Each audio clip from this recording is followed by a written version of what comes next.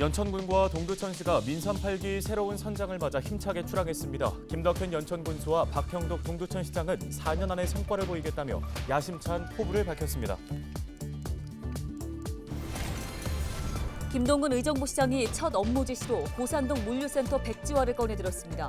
김 시장은 주거지역 인근의 대형 차량의 통행이 빈번하게 발생하는 건 많은 위험 요소가 있다며 심도 있는 검토를 통해 백지화를 이뤄내겠다고 말했습니다. 의정부, 동두천, 포천시가 새로운 주한미군 공여구역 발전 종합계획을 세웠습니다. 경기도는 발전 종합계획 변경안을 두고 오는 7일 주민공청회를 개최합니다. 제11대 경기도의회가 문을 열었습니다. 양당이 의석을 절반씩 나눠 가진 상황에서 의장 선출과 원 구성 협상은 난항을 겪고 있습니다.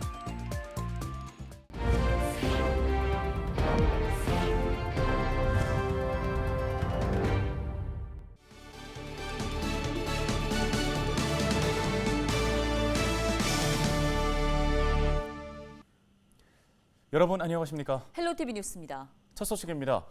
연천군과 동두천시가 민선 8기 새로운 선장을 맞아 힘차게 출항했습니다. 두 지역 지자체장들은 4년 안에 성과를 보이겠다며 야심찬 포부를 밝혔는데요. 이지훈 기자가 보도합니다. 연천군 민선 8기를 이끌 김덕현호가 출항했습니다. 김 군수는 연천에서 쌓아온 행정 경험과 업무 추진력으로 국민을 위해 헌신하겠다며 연천군을 발전시키는 데 필요한 중앙정부의 협력을 이끌어내겠다고 말했습니다. 육지 속의 섬처럼 살아가는 연천군을 발전시키는 데 필요한 중앙부처와의 업무 협조 능력을 발휘해서 정부의 협력을 이끌어내겠습니다. 김 군수는 민선 8기 새로운 슬로건으로 예스 연천을 내걸었습니다. 국민이 예스라고 말할 때까지 연천을 혁신하겠다는 의지를 강조했습니다.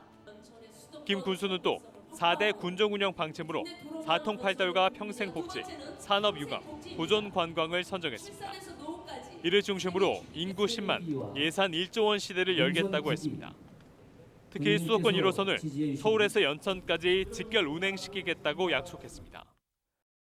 연천군 발전을 위한 우리 모두의 담대한 도전이 성취될 때까지, 그래서 군민 여러분이 예스라고 말할 때까지 변화와 혁신을 통해 연천군을 발전시키겠다는 다짐을 드리면서 박형덕 동두천시장 역시 민선 8기 첫 출발을 알렸습니다. 박 시장은 동두천을 떠나는 도시가 아니라 살고 싶은 도시로 만들겠다며 포부를 밝혔습니다. 이를 위해 지택스시 노선 동두천 연장, 재생병원 개원, 산업단지 기업 유치 등의 핵심 공약을 반드시 추진하겠다고 약속했습니다. GTX 신호선 동천 연장을 취임과 동시에 적극 추진하고 국가산단 30만 병 확대와 재생병원 조기업 및 의대 설립을 위해 노력하며 박 시장은 또 상권이 침체한 원도심과 보산원 관광특구를 살리기 위해 도시 재생 사업을 추진하고 문화예술의 전당을 건립하겠다고 말했습니다. 문화예술의 전당, 문화공사 건립 추진과 지역예술인 참가지역 및 시민의 건강 증진을 위하여 맞춤형 프로그램 제공 등으로 시민의 삶의 질이 향상되고 품격 있는 생활문화, 예술, 체육 도시로 거듭나도록 최선을 다하겠습니다. 헬로티비 뉴스 이지훈입니다. 김동근 의정부시장이 첫 업무 지시로 고산동 물류센터 백지화를 꺼내들었습니다. 김 시장은 지난 1일 취임식 이후 부시장을 비롯한 담당 부서 공무원 등 11명이 참석한 회의에서 이같이 지시했습니다. 김 시장은 고산동 물류센터가 이미 허가 처리된 건축물이라 하더라도 시민의 입장에서 볼 땐 불편함이 예상되는 건 당연하다며 주거지역 인근에 대형 차량의 통행이 빈번하게 발생하는 건 많은 위험 요소가 있기에 심도 있는 검토를 통해 백지화를 이뤄내겠다고 강조했습니다. 제9대 동두천시의회 전반기 의장으로 국민의힘 김승호 의원이 선출됐습니다. 김 의원은 동두천시의회 의장 선거에서 모두 7표 중 4표를 얻어 3표를 얻은 박인범 의원을 제치고 의장으로 선출됐습니다. 부의장 선거에서는 국민의힘 황주령 의원이 선출됐습니다. 9대 전반기 동두천시의회를 이끌게 된 김승호 의장은 견제와 감시라는 기본 역할에 충실하면서 동두천이 더 발전하고 시민이 더 행복할 수 있도록 더 크게 듣고 더 많이 뛰는 시민 감동 의정을 펼치는 데 앞장서겠다고 말했습니다. 연천군의회 전반기 의장에 국민의힘 심상금 의원이 선출됐습니다. 3선의 심 의원은 의장단 선거에서 만장일치로 의장에 당선됐는데요. 부의장 선거에서는 국민의힘 김미경 의원이 역시 만장일치로 당선됐습니다. 심 의장은 제9대 연천군 의회가 연천 발전과 주민 행복이라는 공동 목표 아래 하나의 팀으로 움직일 수 있도록 열심히 일하겠다고 말했습니다. 포천시의회 제6대 전반기 의장에는 서과석 의원이 선출됐습니다. 이날 6대 포천시의회 재적의원 7명 전원이 투표에 참가했으며 만장일치로 제6대 전반기 의장에 서과석 의원, 부의장에 연재창 의원이 당선됐습니다. 서 의장은 의원들 고견을 적극적으로 수렴해 포천 시민 기대와 요구에 부응하며 임기가 끝나는 날까지 최선을 다해 의정 활동을 하겠다고 강조했습니다. 의정부 시의회는 의장단 구성에 난항을 겪고 있습니다. 의정부 시의회는 지난 1일 임시회를 열고 의장, 부의장 등을 선출하려 했지만 합의점을 찾지 못하면서 의장단 구성이 불발됐습니다.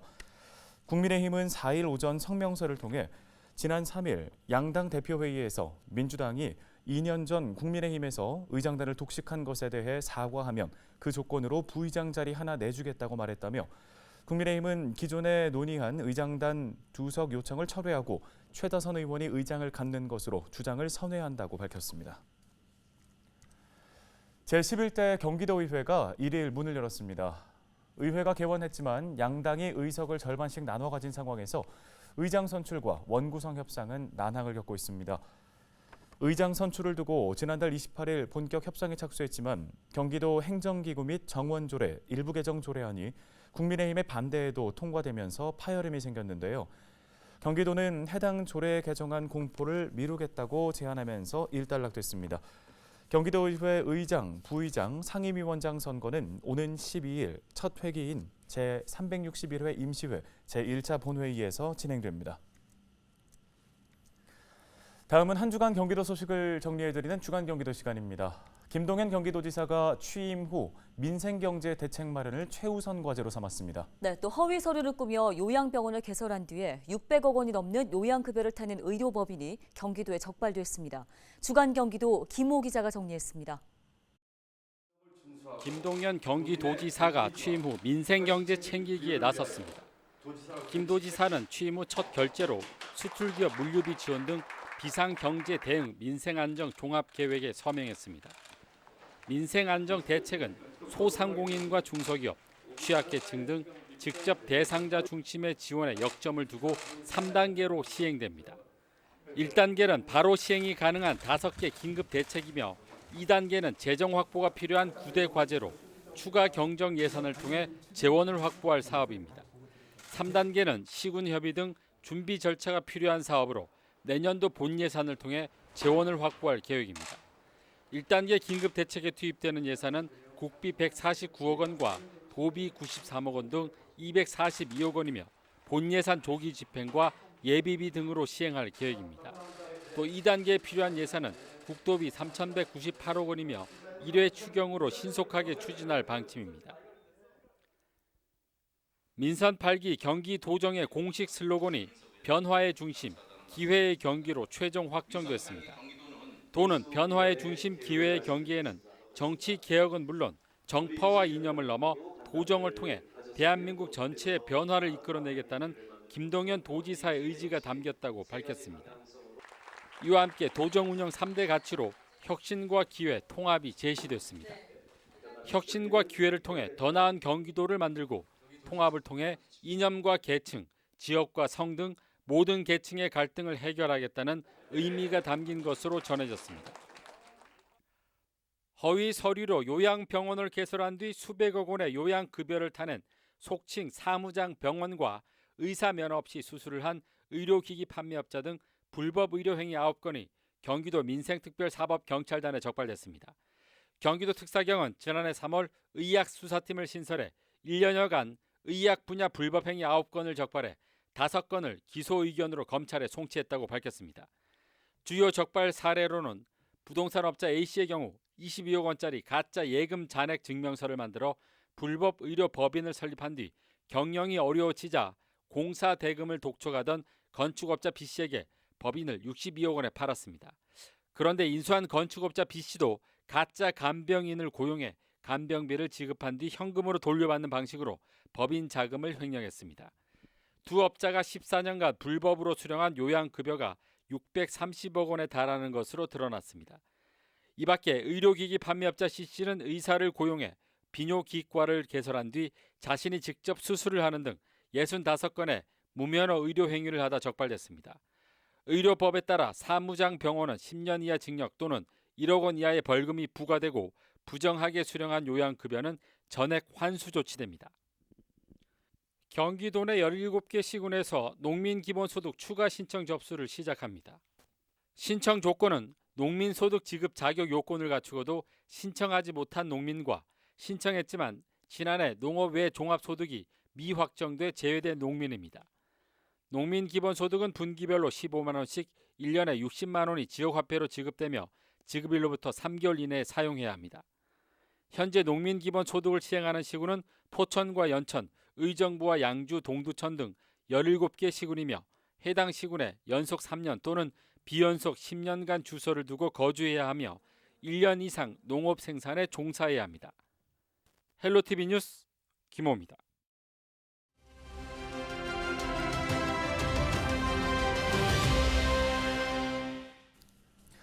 다음 소식입니다. 양주시가 신규 공무원들에게 거울을 선물했습니다. 바로 청렴 거울이라고 하는데요. 청렴도 향상을 위해 준비한 양주시의 선물입니다. 거울의 의미와 또 그간의 변화들에 대해서 들어보겠습니다. 네, 양주시 감사팀의 양선미 주무관을 전화 연결해서 이야기 나눠보겠습니다.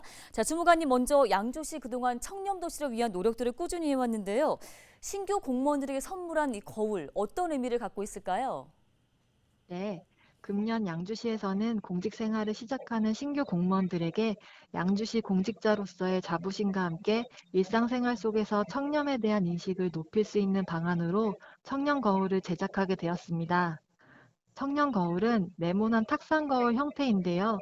거울 받침대 부분에 청렴한 당신, 멋진 공직 생활을 응원합니다 라는 문구가 새겨져 있는 것이 특징입니다. 네, 이 청렴 거울을 받은 새 공무원들 이제 근무한 지 한 달 가까이 됐다고 들었는데요. 공무원들 반응 어떤지 궁금하고 그동안의 변화들이 좀 있었을까요? 네, 제가 신규 공무원분들에게 거울을 배부해드리면서 공직자로서의 초심을 기억하겠다라는 말씀을 해주신 분도 계셨는데, 이렇게 신규 공무원 한 분 한 분이 공직자로서의 사명감을 가지고 청렴에 대한 작은 실천들을 생활화한다면 조직 전체의 청렴 문화가 더욱 확산될 수 있을 것이라 기대합니다. 네, 거울을 통해서 그럼 청렴 실천할 수 있는 방법들은 어떤 것들이 있을까요? 공직자에게 있어 청렴에 대한 의식과 실천은 시민의 신뢰와 직결되는 중요한 덕목이라고 생각합니다. 또한 청렴은 어렵지 않게 일상생활 속에서도 충분히 실천할 수 있는 것이라 생각합니다. 그렇기에 이번 청렴 거울 제작은 공직자가 일상생활 속에서 자신의 표정과 옷가짐을 단정히 하고 시민을 대하며 신속하고 공정하며 친절한 업무 처리를 다짐하는 마음가짐에서부터 나아가자는 상징적인 의미가 담겨 있다고 볼 수 있습니다. 앞으로도 양주시에서는 공직사회 내부의 청렴의식 향상을 위해 지속적으로 노력하겠습니다. 네, 잘 들었습니다. 오늘 말씀 여기까지 듣겠습니다. 양주시 감사팀 양선미 주무관이었습니다.